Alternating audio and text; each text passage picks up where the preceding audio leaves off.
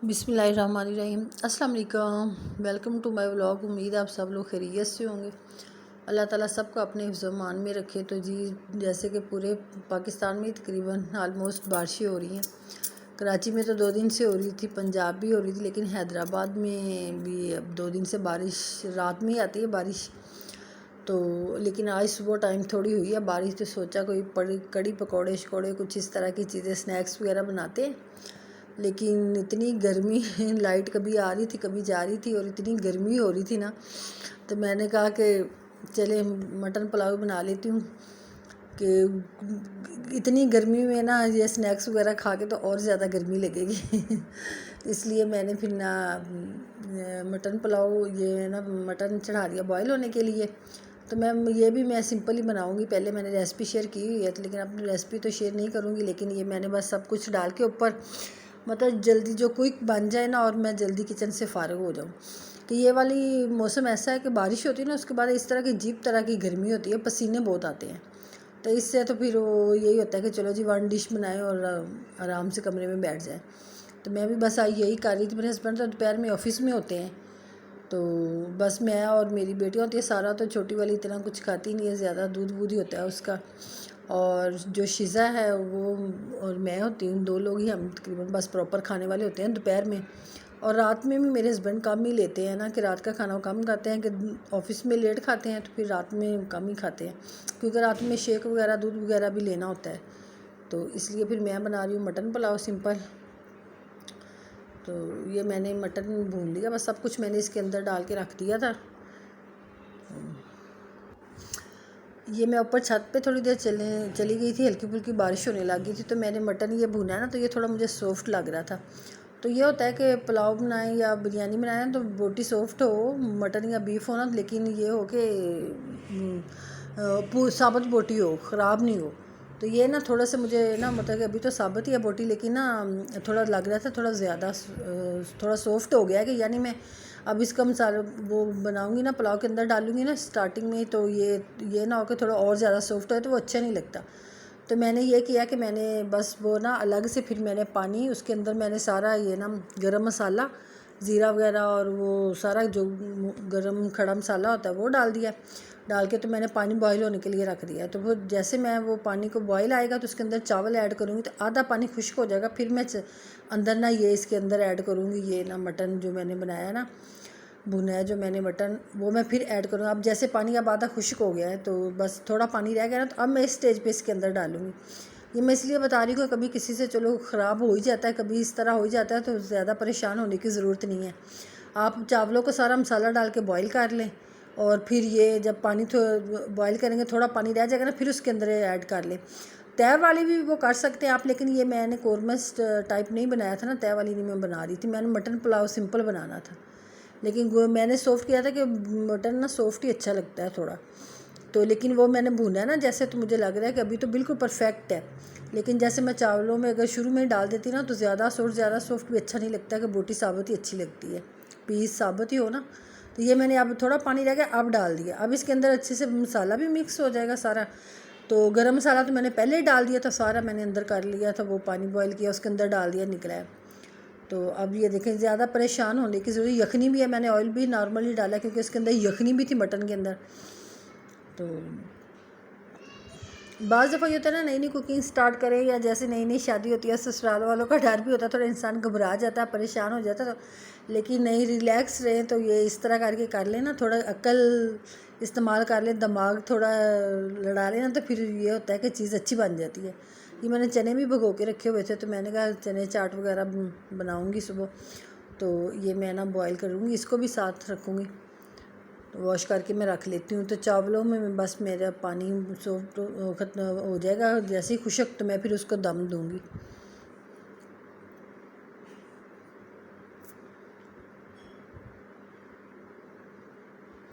Boil किए हुए पड़े हो ना चने, तो फिर ये होता है कि बाज़ दफ़ा नहीं कुछ पकाने को तो कोई मसला होता है, तो चने की चाट बना लें या फिर सालन वगैरह बना लें, या चावल वगैरह भी बनाने हो बॉयल पड़े हो ना, तो सही रहता है। फिर ये देखिए, ये पानी इसके अंदर मेरा हो गया सॉफ्ट मेरे पुलाव के अंदर। तो अब मैं इसके अंदर अब मैं इसको ना दम पे लगाऊंगी, दम दूंगी इसको मैं।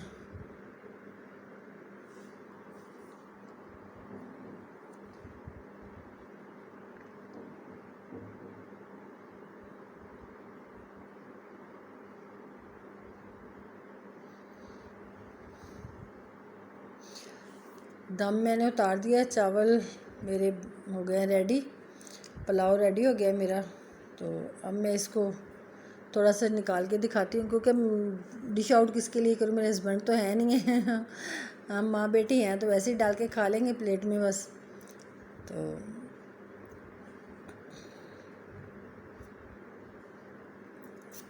ये तो बहुत अच्छे चावल बने, तो बहुत मज़े के चावल बने हैं कि ज़रा भी पता नहीं चला कि इस तरह जैसे बाद में मैंने इसके अंदर मसाला, अच्छी तरह से मसाला इसके अंदर मिक्स हो गया और बहुत मज़े का पुलाव बना। तो उसके बाद फिर मैं आ गई थी कमरे में। मैंने ये एक कबर्ड है तो उसके बच्चों ने बहुत ही हशर नशर, मेरे हस्बैंड ने और मेरे बच्चों ने किया हुआ था कि मेरे हस्बैंड ने तो ये देखे जूते फैला के, इतने सारे जूते रखे हुए हैं ना उन्होंने, जो जब भी जाते हैं बच्चों को भी लेने जाएं तो जो अच्छा एक लेने जाएंगे अच्छा लग जाएगा, दो दो तीन तीन उठा के लाएंगे। बहुत ही शौक है इनको ना जूते वोतों का।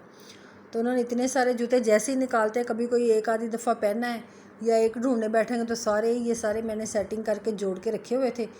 तो कुछ शॉपर्स के अंदर डब्बे टूट गए, शॉपर्स के अंदर डाल के रखे हुए हैं, या कुछ जो थोड़ी देर के लिए पहने हैं तो वो सारे शॉपर्स में ना। तो मैं 2-3 मरतबा कबर्ड खोली है तो मुझे बहुत ही उलझन हो रही थी कि ये सारी शीट मैं नीचे बिछाती हूँ कबर्ड के, हालांकि मार्बल लगी है लेकिन मेरी आदत है कि मैं शीट बिछा के फिर चीज़ें सेट करती हूँ।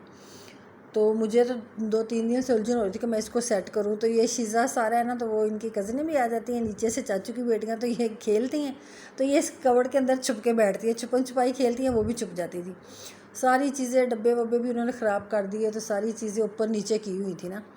कोई चीज़ लेनी होती थी तो ढूंढने में ही इतना टाइम लग जाता था।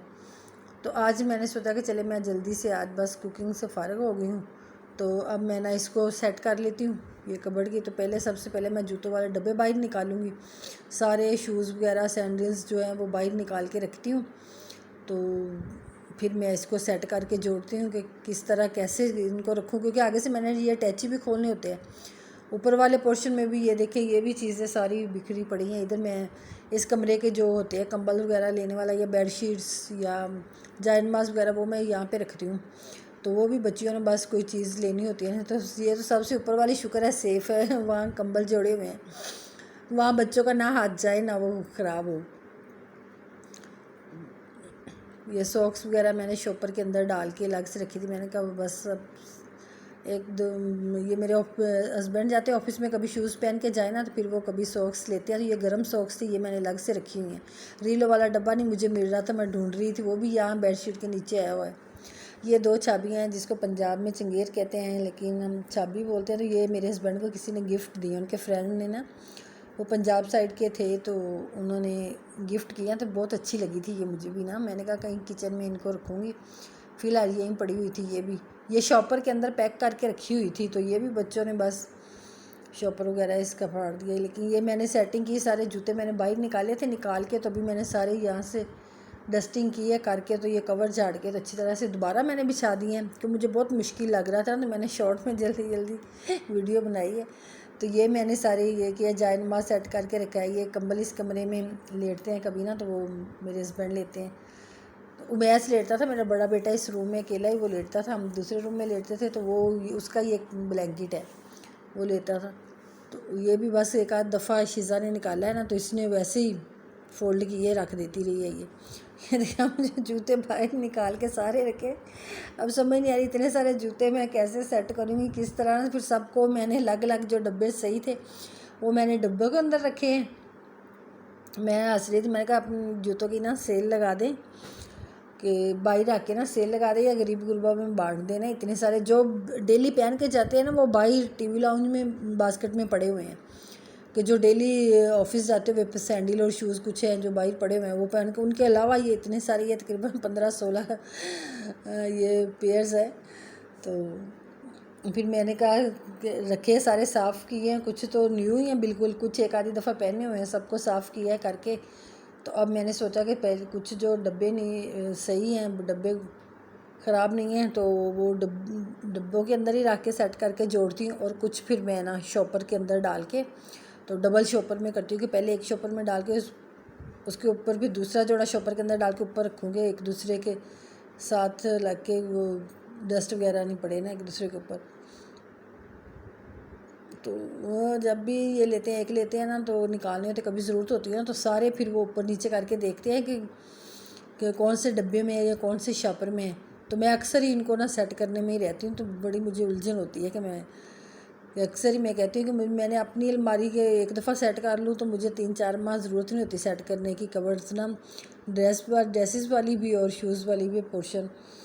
तो ये अभी मुझे ये एक कॉटन पड़ा हुआ था, ये साबुन वाला खाली हुआ, तो मैंने मैंने कहा कुछ उसके अंदर सेट करके ये इस तरह फिर मैंने सेट किए हैं, इस तरह सेट करके रखे हैं। तो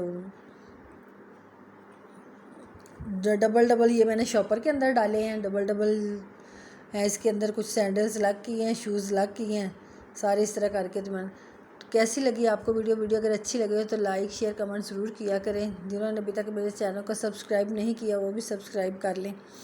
तो लाइक कमेंट ज़रूर किया करें, पता चलता है कि कैसी लगती है आपको वीडियो, थोड़ी हौसला अफजाई हो जाती है। तो मुझे दे इजाज़त, नेक्स्ट वीडियो तक के लिए अल्लाह हाफिज़।